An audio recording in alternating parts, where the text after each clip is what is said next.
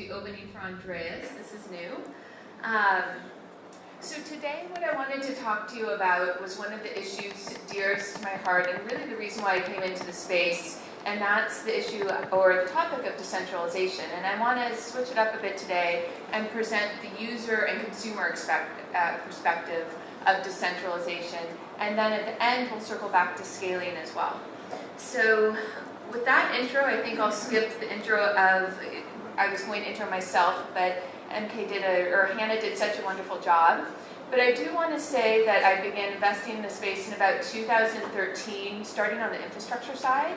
And so I've been thinking a lot about decentralization and scaling for the past several years.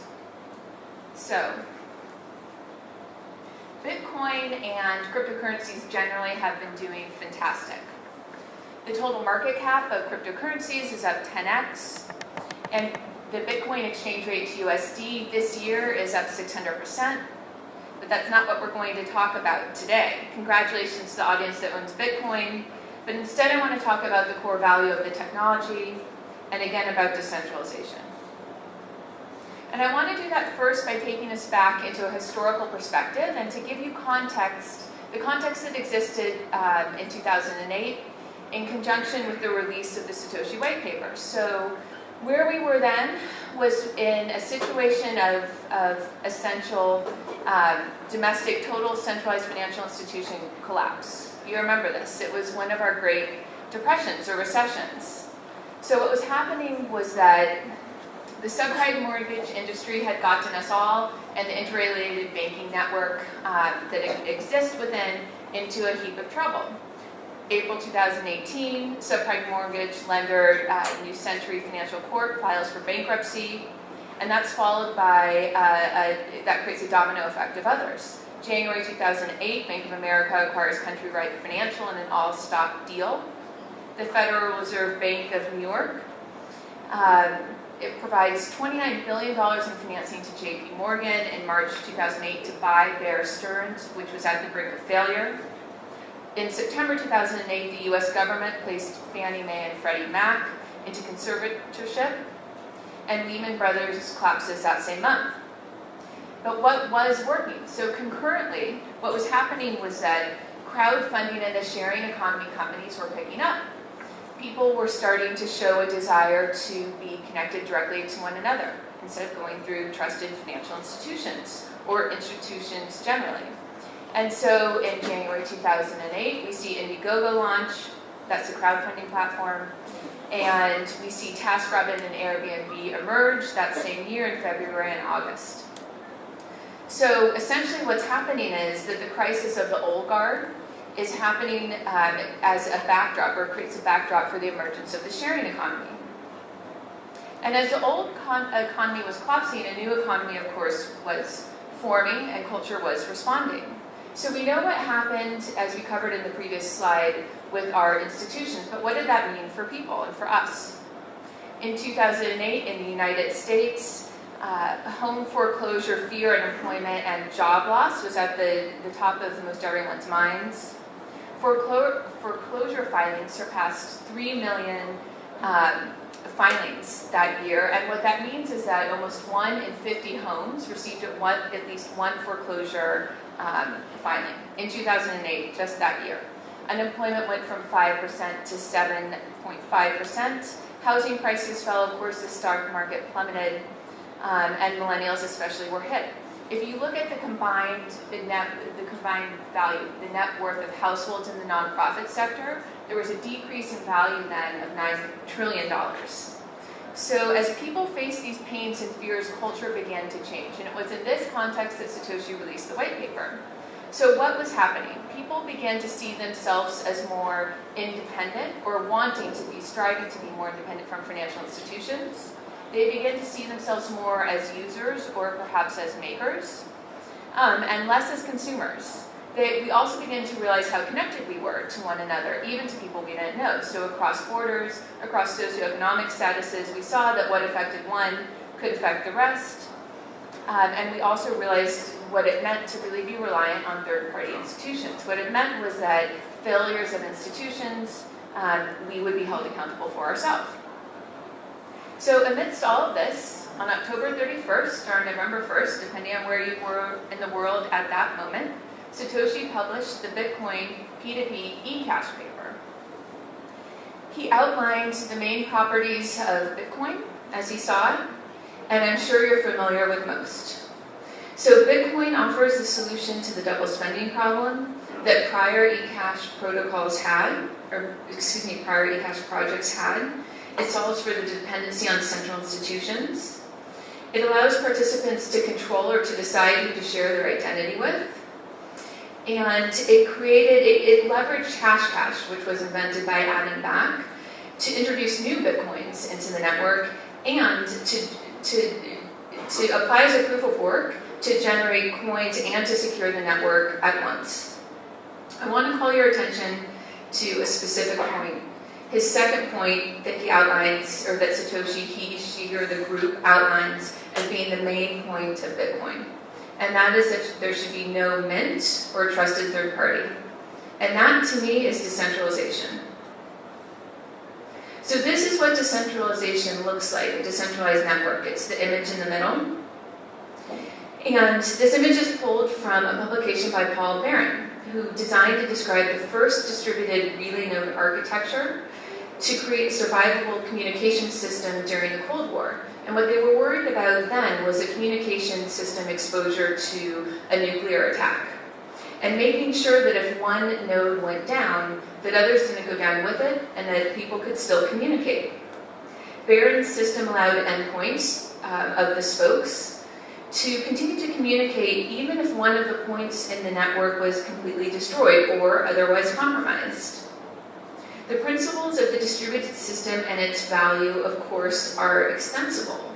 So it applies not just to the risk of a nuclear or physical attack, but all other forms of attack as well. The decentralized network, the image again in the middle, is a blend between the centralized and very vulnerable network and a distributed and resilient network. Like the centralized network, however, it can be destroyed by an attack on a small number of nodes. And the type of attack that destroys either decentralized or centralized network can include corruption, it can include taxation, it can include third-party influence or data siphoning, and we've seen all of these attacks occur in our traditional institutions. And an interesting note for those familiar with the Satoshi white paper and the writings on the listservs or his emails, Satoshi's emails, is that although we commonly talk about decentralization and the decentralization of both governance and the mining network, the term decentralization isn't used in the white paper. Instead, he talks about a distributed network, and so a decentralized network is in fact already a compromise.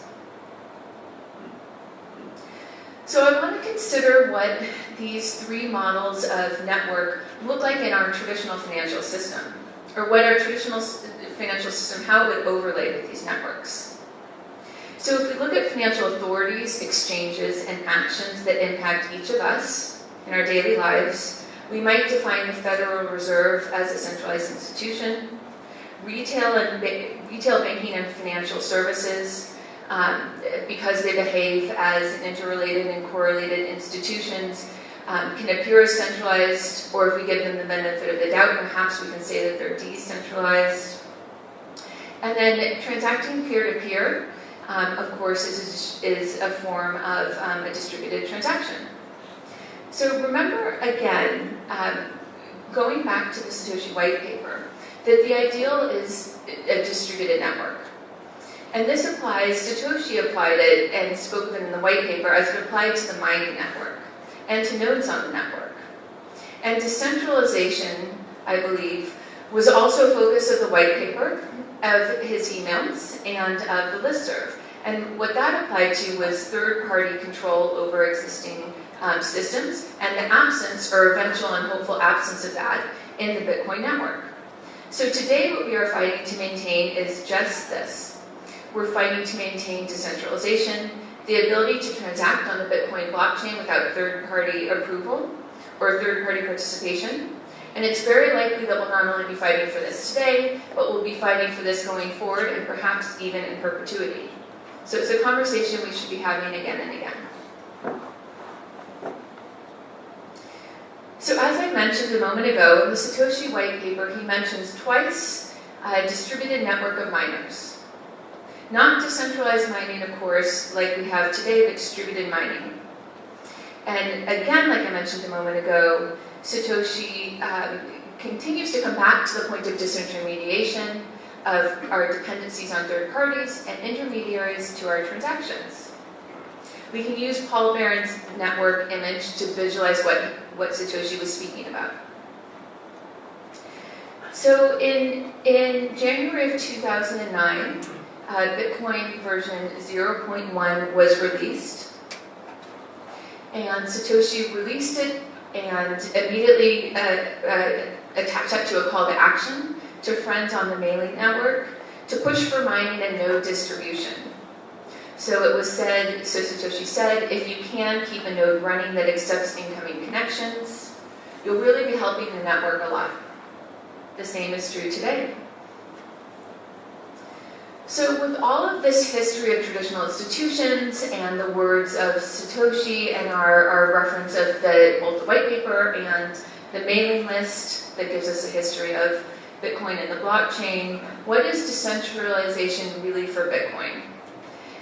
Bitcoin and a decentralized Bitcoin is the ability to securely transfer value without intermediaries, and is especially valuable in the context where distribution of influence is preferred over centralized influence, and perhaps it's even necessary. In other words, again, no mint or trusted third parties in a decentralized Bitcoin. Prior to the introduction of Bitcoin and without access to the blockchain, traditional financial institutions gated access to participation in the global internet economy. If the community is not attentive and educated, I believe we're at risk of replicating the traditional system in our own cryptocurrency community.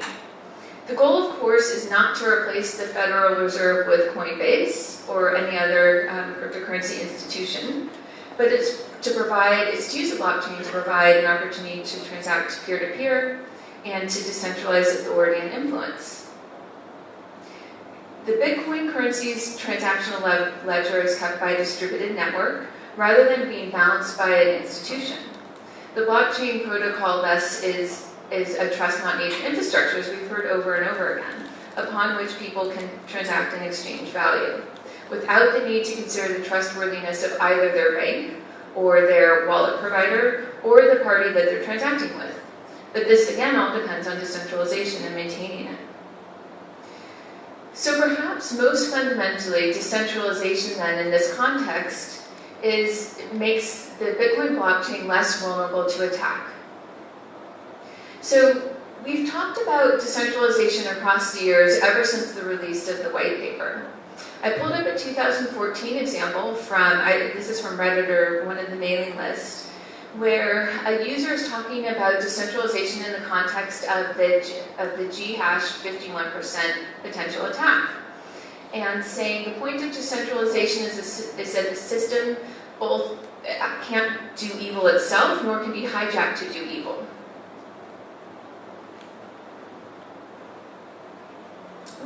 I just realized I'm not clicking through my slides. Thank you.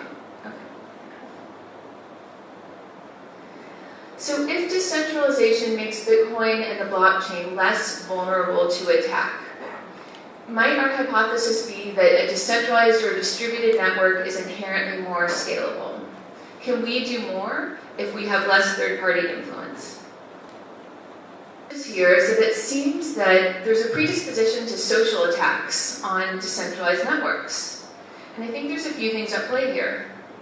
First, we've only known one way of practice, and that's by trusting central authorities to help us survive and access the economy.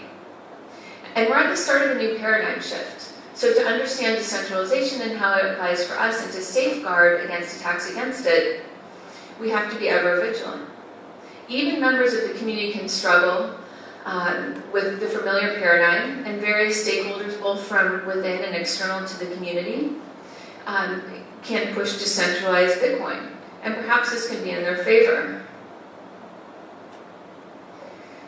But that said, we're all smart folks, right? Everyone agrees that decentralization is important.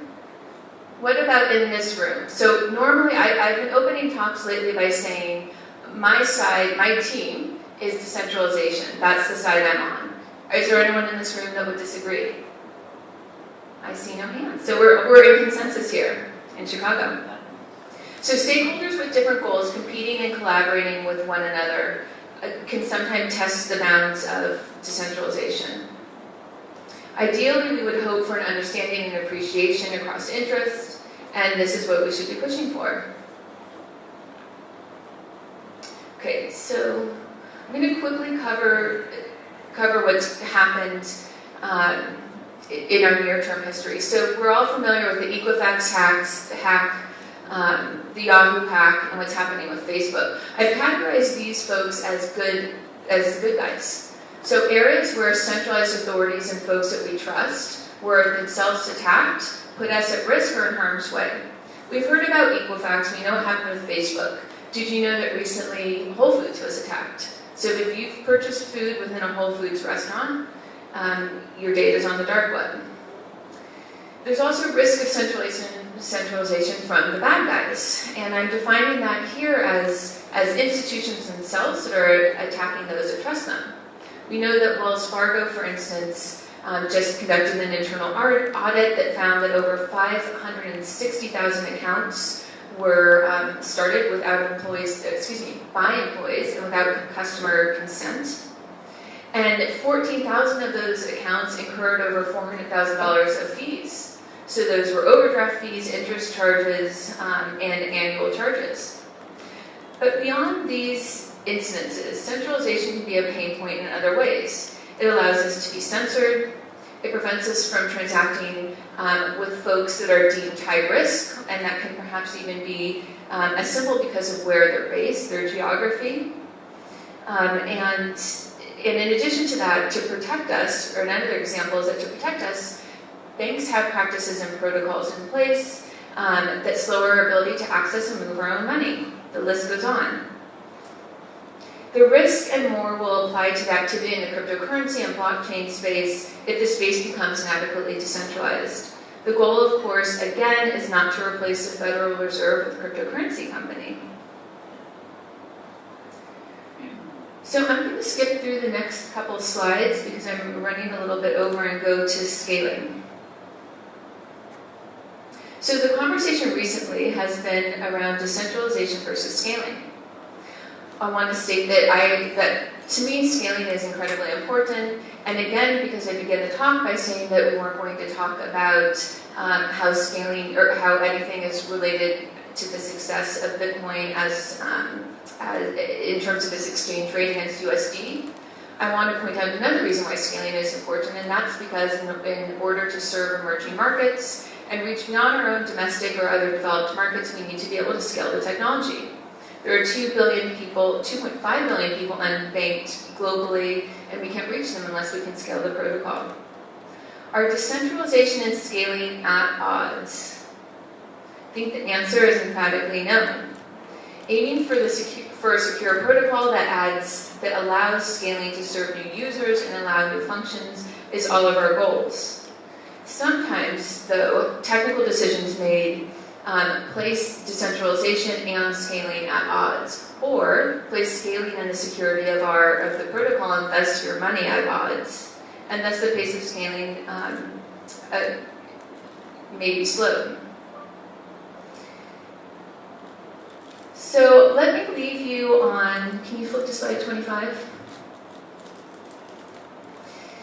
If we know that trade-offs will have to be made between security, the pace of scaling, and decentralization, how can we measure different variables exposed to trade-offs?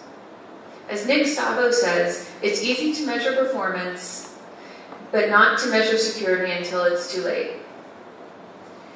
I'd say the same for decentralization. As we move forward to scale, to bring the technology and the currency to emerging markets and to folks beyond early adopters, we'll need to preserve both decentralization and security as we scale. Thank you.